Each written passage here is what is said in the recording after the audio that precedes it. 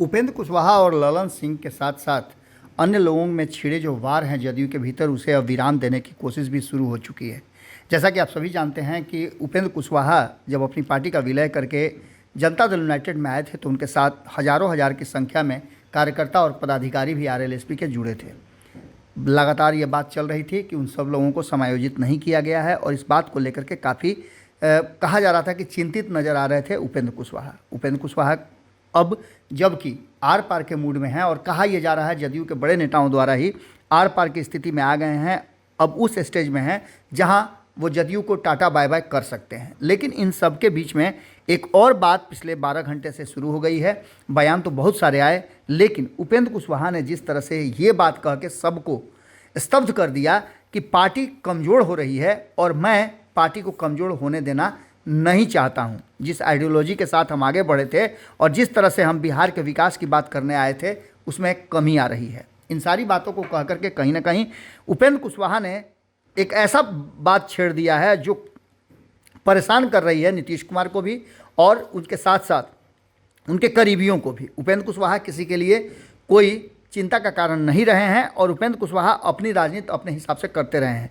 हमने कई बार आपको बताया कि उपेंद्र कुशवाहा को लेकर के नीतीश कुमार भी ये कभी नहीं समझते थे कि वो उनके लिए, उनकी कुर्सी के लिए खतरा पैदा कर सकते हैं। लगातार नीतीश कुमार को आगे बढ़ाने के लिए, चाहे वो प्रधानमंत्री के उम्मीदवार के रूप में हो या अन्य बातों को लेकर के, यहाँ तक कि 2024 और 25 की चर्चा में भी नीतीश कुमार ने चर्चा खुद कर दी थी। उनको लगा था कि भावना में कहीं बह करके उन्होंने कह दिया होगा, तो उन्होंने 2024 की चर्चा को आगे बढ़ाते हुए कहा कि 2025 में क्या होगा क्या नहीं होगा ये कहना मुश्किल है। उन्हीं की बातों को लेकर के बाद में आपने देखा कि जदयू के कई नेताओं ने भी बयान दिए, यहाँ तक कि अशोक चौधरी ने भी कहा कि 2024 और 25 में क्या होगा ये कहना थोड़ा मुश्किल है, लेकिन अभी से उन बातों को कह देना उचित नहीं होगा। इन सारी बातों को लेकर के पिछले 12 घंटे में जिस तरह के बयान आए उससे लग रहा था कि सब कुछ बिखरता नजर आ रहा है। लेकिन जिस तरह से जनता दल यूनाइटेड के मुख्य प्रवक्ता नीरज कुमार ने अपनी बात रखी है और उन्होंने समझिए एक तरह से आग्रह किया है उपेंद्र कुशवाहा से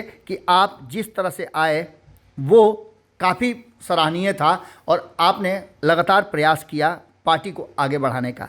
उन्होंने यहाँ तक कह दिया कि जिन लोगों के साथ जाने की चर्चा चल रही है वो सम्राट अशोक, जो कि हमारे आदर्श और आपके भी आदर्श हैं, उन पर व्यक्तिगत हमला करने वालों के साथ जाना अपमान के बराबर होगा। ऐसी स्थिति में आप समझ लीजिए कि जो कुछ भी कहा नीरज कुमार ने वो इस बात की तरफ इशारा कर रहा है कि कहीं ना कहीं उपेंद्र कुशवाहा को एक बार फिर से रोकने की तैयारी और कोशिश शुरू हो चुकी है। सुनिए क्या कहा है नीरज कुमार ने।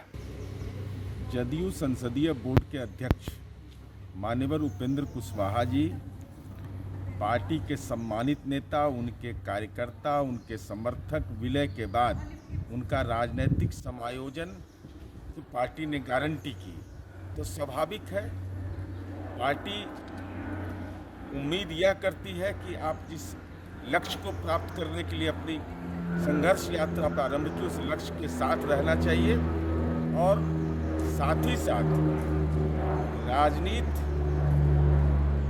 स्वाभाविक रूप से कोई आश्रय स्थल ही नहीं होता है। और जो सम्राट अशोक जिनके जो प्रेरणा स्रोत रहे हैं बिहार के आम आवाम को, जिनको दिल पर स्वीकार करता उन पर कोई वैचारिक हमला करे, उसके साथ जाने का अगर कोई सवाल भी खड़ा करता है तो वैचारिक प्रतिबद्धता पर ही सवालिया निशान खड़ा हो जाता है। अगर ये वीडियो पसंद आई और वह बिहार के राजनीति और बिहारियत से सरोकार रखेनी तो सब्सक्राइब बटन दबा के चैनल के सब्सक्राइब कर ली। ओजे एगो घंटी बा, ओकरा बटन दबा देला से कुल सटीक और मारक खबर रुआ मुफ्त में मिल जाई।